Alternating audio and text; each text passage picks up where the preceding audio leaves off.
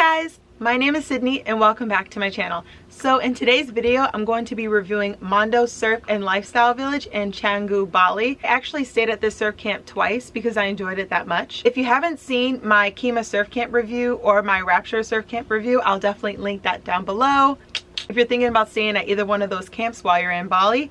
And yeah, so let's get into the review. So the first thing I want to talk about is the arrival. So when I first got to Mondo Surf and Lifestyle Village in Canggu, I noticed that, oh my god, like this camp is beautiful. This is the most beautiful surf camp that I stayed at throughout my entire surf camp experience in Bali. Like the surf camp, you guys, is gorgeous, gorgeous. It looks like this like hidden oasis. Looks like you're in the jungle.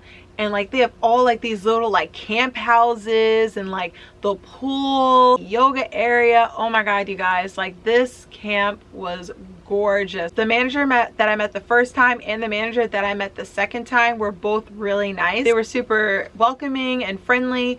There was someone to take my luggage for me to escort it to my room. Just when you first get there, you just have to go over some paperwork and whatnot, and then they of course give you a tour around the camp, give you like a rundown of like how things run, like how you sign up for surfing or how you sign up for, you know, photography classes or yoga classes, but I'll get more into that later on in the video. They even have an area if you want to get like massages. You can also of course get a massage at Mondo for I think like 10 euros. So the next thing I want to talk about is the accommodation. So at Mondo there's a 4-person dorm, 3-person dorm, 2 per person room, and a luxury villa, a single / luxury villa. The first year that I stayed at Mondo, I stayed in a 4 per person dorm, and then the second year that I stayed at Mondo, I stayed in a 3 per person dorm. Both dorms were beautiful and very nice, spacious. They had air conditioning, there was a refrigerator in there, and they also left you fresh fruit and fresh water every day, which I thought was really sweet. Yeah, I never had a problem with any of my roommates. All my roommates were super chill. So the next thing I want to talk about is the food. So breakfast is included, and how breakfast works is that you go to the kitchen and you write down what you want to order. You didn't have like a huge variety of options. I say like it would just like, I would say like it's just enough. I think they had like 5 different options for breakfast. Yeah, they had a smoothie bowl, they had an American breakfast, which was like, you know, like scrambled eggs, bacon, and stuff like that. So they have pancakes. I can't remember all of it, but I think it was like 6 different choices you can choose from, and I think you can customize it to your liking. You can add more food on to your breakfast, but at an extra cost. You have your main meal, which is like the 6 different options, and they also have like a bunch of other stuff on the table set up for you as well, such as like fruit and toast and yogurt, coffee, orange juice, like all that good stuff. So lunch and dinner are not included in the camp, but they do have lunch and dinner options. They have a decent amount of choices on the menu for both lunch and dinner. Both menus are the same, they don't change. They also have like a Western side, you know, like spaghetti or hamburgers and hot dog and stuff like that. And they also have like an Indonesian side, which is like, you know, nasi goreng or gado-gado. Personally thought the food was pretty good. Normally after surf I ordered lunch at the camp and I would just go out for dinner. The next thing I want to talk about is the location. The location of Mondo is really bittersweet. You're not near like the Canggu Center or anything like that. I would say you're about a 10-minute drive from the main area in Canggu and like a 35 to 45-minute walk. It's nice that you're not really near the main area of Canggu just because like it's so quiet. Like when you're at Mondo you feel like you're at like your own little oasis. However, it does kind of suck that like you're kind of tucked away from the Canggu Center. However, the camp does have mopeds that you can rent for a certain amount of money a day. It's really not that expensive. I can't remember how much it was, but I think it was like $5 US or something like that a day. I don't know, it was something really cheap, but definitely worth it. Me personally, I didn't ride on the moped. I heard so many horror stories. What I would do, I would maybe walk into the main area of Canggu, or I would take a Gojek, I would take a Grab or a Bluebird or so forth. I think it costs like 50,000 rupees to get from Mondo to the main area in Canggu through like a Grab or like a Bluebird. You can also have the camp call a Bluebird for you as well if you like. You can also call a Gojek bike if you're by yourself. It literally costs like 10,000 rupees. So 10,000 rupees is equivalent to 80 cents US, but it was so worth it, so worth it. I did that a lot. Me personally, I'm the type of person where I like to walk around and be close to everything. Like location is everything to me. So it did kind of suck that like we were kind of like on the outskirts, but then again, like it didn't really suck that much just because like you're nestled away and you're like your own little oasis. But like I did wish that like the camp would maybe have like a little shuttle service that would take you in and out of like the Canggu main area. But then again, most people ride mopeds, but I guess it'll be like a nice option for people who don't necessarily ride mopeds. So the next thing I want to talk about is the surf. So Mondo had like I think 5 to 6 different instructors, and they were all really good. The first time that I stayed at Mondo, we went to Kuta Beach a lot. Like we went to Kuta Beach like every single day. So Kuta Beach is very beginner friendly. You feel very comfortable when you're out there in the water. You have the option to either paddle out or to stay with the white waters, which is like knee deep, and you just pretty much catch the white waters to shore. However, the only problem with going to Kuta Beach is that the traffic was horrible. Oh my gosh, I think it took us anywhere from like half an hour to an hour to get to Kuta Beach from Canggu, which was kind of shitty. But then again, like I mean, once you're there, like it's kind of like it's worth it when you're there, you know what I mean? You know, just take the time in the car to, you know, read a book or take a nap, which is what I did. However, the next year that I went to Mondo, they actually listened to the reviews of what people were saying about how they didn't like going to Kuta Beach because it took so long, and they listened and they changed that, which is great because that means they obviously care. So the second time that I went to Mondo, we ended up going to Bravo Beach, we went to Batu Belong, just alternated from those two. Batu Belong Beach is really crowded. The waves were good at Batu Belong Beach, it's just that it was so crowded. Bravo Beach was not crowded at all. However, Bravo can get really messy waves, which is kind of unfortunate. So let's talk about the groups. They have a beginner group and they have an advanced group. However, within the beginner group, there are people who prefer to paddle out and there's people who prefer to stay by the shore. Obviously, if you're like a super beginner, you're not comfortable paddling out, you stay by the shore with an instructor. You pretty much catch the white waters. It's knee deep water. If you feel like you're a little bit too advanced for that, you can paddle out. Waves weren't ever really too big. I would say like they range well, when I was there, I say they range anywhere between like 4 to 7 feet. But of course it might be a little bit intimidating to some people, and I totally get that. So the first time that I stayed at Mondo, I paddled out every time and I was like, wow, like this is great, you know, I'm really getting the hang of surfing and so forth. And the instructor told me, he was like, hey, like I think you're ready for the intermediates. And I'm like, what, intermediates? Like, okay, like let's go. So we went out to, oh my god, what was the name of that beach? I can't remember the name of the beach. It's Terralot, was it? I think it was Terralot. But like a lot of locals go to this beach, but considering, you know, we were with locals, it was only like 3 of us, 2 instructors, three of us from the camp. So like they really didn't mind the fact that, you know, we were, you know, tourists. So we went surfing out with the intermediate group, and both of the instructors looked at the waves and they were like, oh no. And we're like, oh what?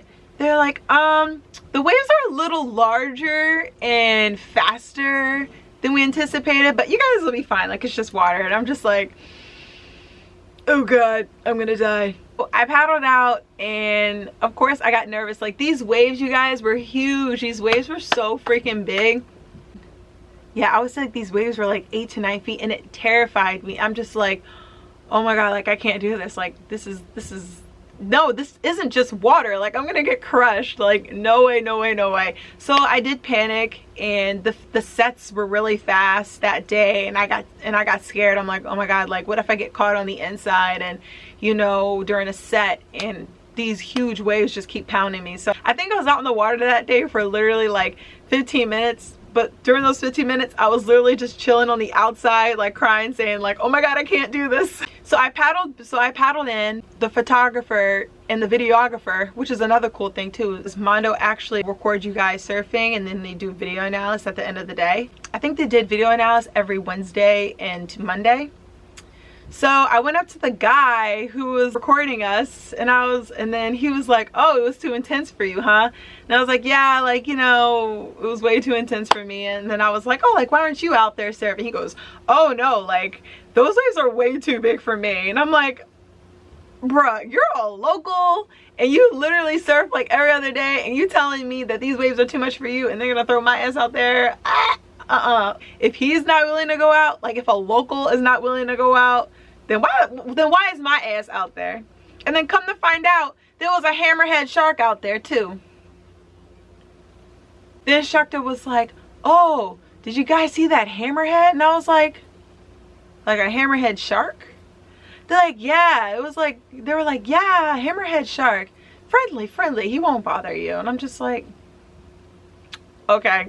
Going back to the videography. So Mondo does take video of all of the groups going out surfing, and they do a video analysis with you every Monday and I think Wednesdays to pretty much talk about, like, you know, your faults. And it's really cool to like see you on video, just because I think it helps so much seeing yourself on video, because then you can see and spot your mistakes of what you're doing when you're surfing. They pretty much go step by step, like what you did wrong, what you did right, and what you can improve on, and it's super helpful. I love the fact that they have video analysis. The next thing I want to talk about is the yoga. Oh my gosh, you guys, the yoga at Mondo is so good. They do a vinyasa flow in the morning and they do yin yoga in the afternoon, so it's twice a day. The instructors were both super nice. They were super knowledgeable. Both of the instructors were so good. I highly recommend the yoga at Mondo. So the next thing I want to talk about is the booking. So when you book Mondo, you email them that you inquire that you want to stay there through their website, and you can pay through PayPal or wire transfer. I personally prefer to do PayPal just because I'm more familiar with it, and I'm not really too familiar with wire transfer. Here's what's super unique about Mondo. They have more than just surf packages.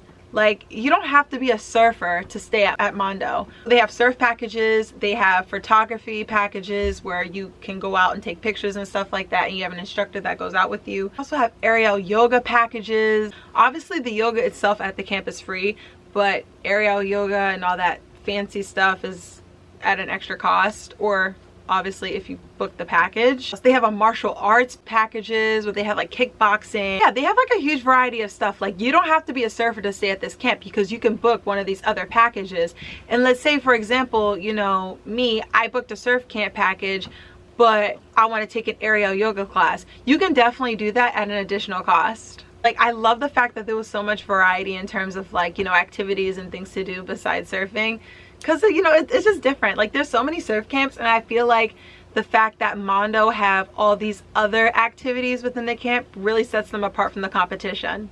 Mondo also operates on a tab system. So if you want to like order lunch, dinner, sign up for a photography class or an aerial yoga class and so forth, they actually write all your stuff down on a tab. You just pay all together at the end of your stay.